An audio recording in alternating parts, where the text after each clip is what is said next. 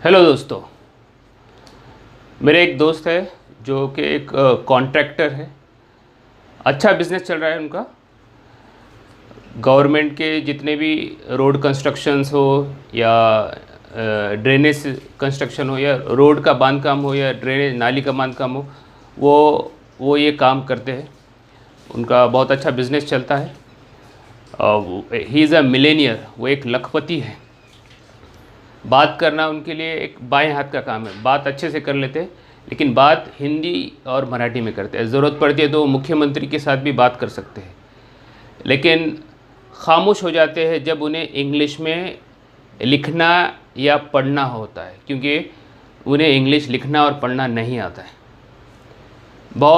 उन्होंने बहुत इच्छा होने के बावजूद भी वो इंग्लिश में लिखना पढ़ना नहीं पढ़ सकते, लिख नहीं सकते।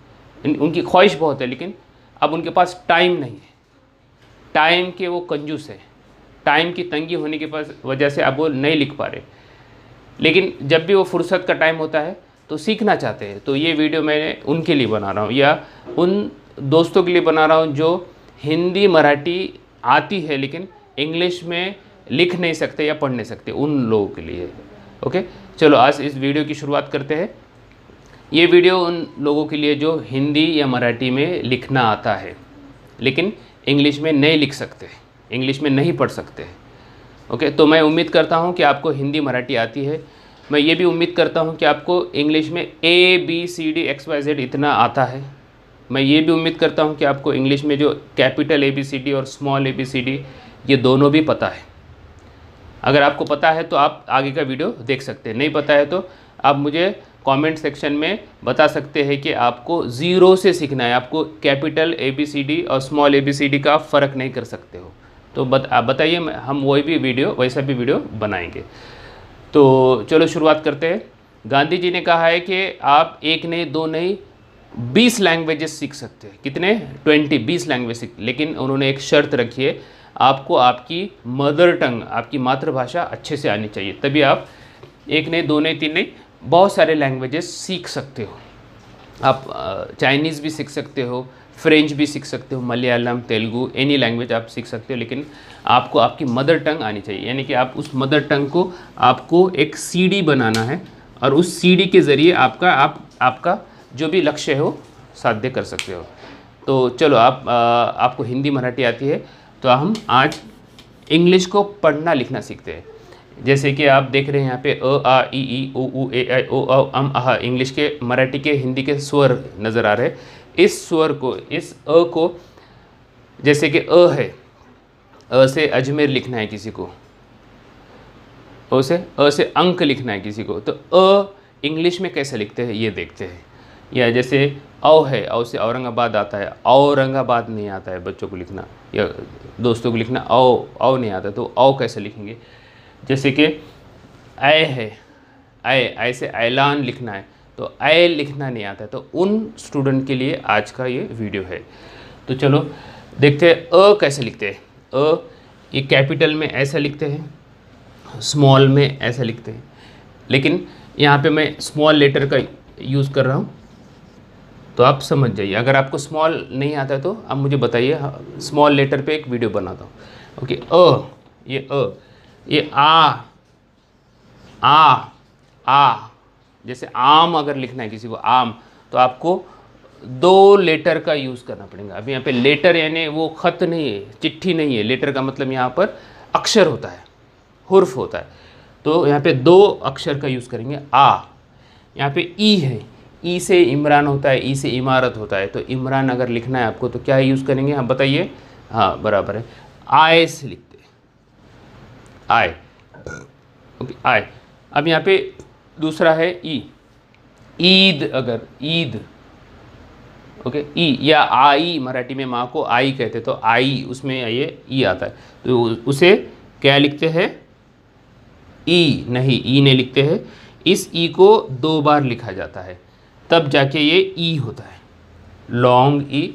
ये छोटा ई है, ये बड़ा ई है, ये ह्रस्व ई है, ये दीर्घ ई है, तो इसको 2 बार लिखे तो ई हो जाएंगे।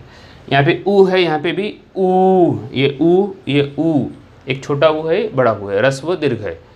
आपको अगर समझ में नहीं आता है ह्रस्व दीर्घ तो छोटा बड़ा याद रखिए। ऊ, तो इसको क्या लिखेंगे, यू लिखते हैं, यू। अब यहाँ पे क्या रहा है, ऊ, तो इस ऊ को 2 लेटर लगते हैं, वो क्या है, डबल ओ, डबल ओ। अब देखिए यहाँ पे ए है, ए से मान लो आपको एडका लिखना है या एक लिखना है, एजाज लिखना है, तो यहाँ पे क्या लिखेंगे आप, ई लिखेंगे। इंग्लिश में जो ABCD EFGH तो वो ई लिखेंगे। आय से मान लो ऐलान लिखना है आपको, ऐलान, तो क्या लिखेंगे, यहाँ पे भी आपको 2 अक्षर लिखते हैं, ए और आई। तो यहाँ पे आप देखेंगे आई लिखने के लिए इंग्लिश में 2 अक्षर साथ जोड़ी से लिखना पड़ेगा, ए आई। तो ये ए आई है और यहाँ पे डबल ई है, यहाँ पे डबल ए है।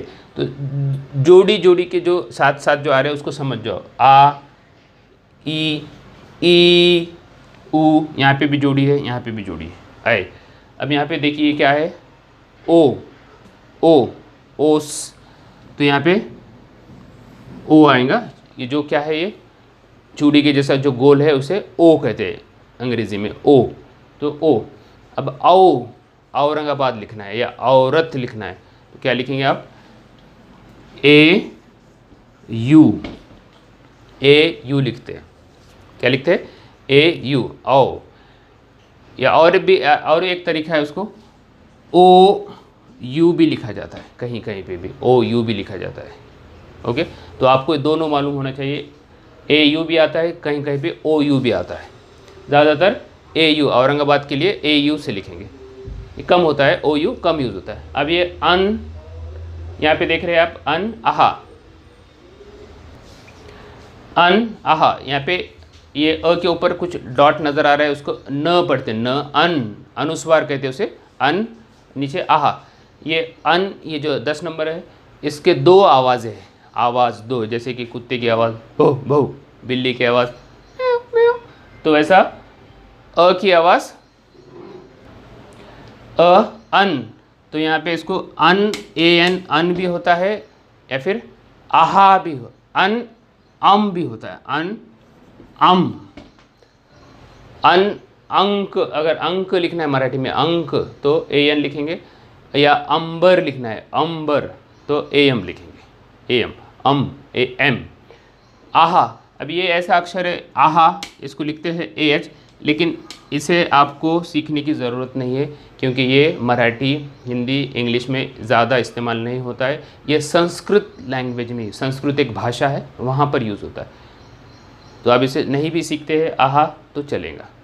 अब है ए, ओ, ये अंग्रेज़ इस्तेमाल करते हैं, हम इस्तेमाल नहीं करते, अंग्रेज़ इस्तेमाल, जैसे कि अंग्रेज़ी में बैट, एट, एंड।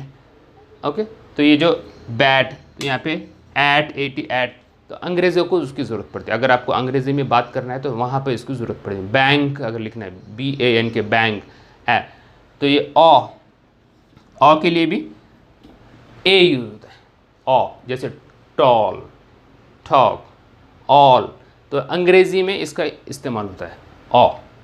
ठीक है, तो यहाँ पे आप देख सकते हैं इंग्लिश में जो ए है वो 3 उसकी आवाज़ें हैं, अलग अलग आवाज़ें। ओके, उम्मीद करता हूँ कि आज का ये जो सबक आपको समझ में आ गया है।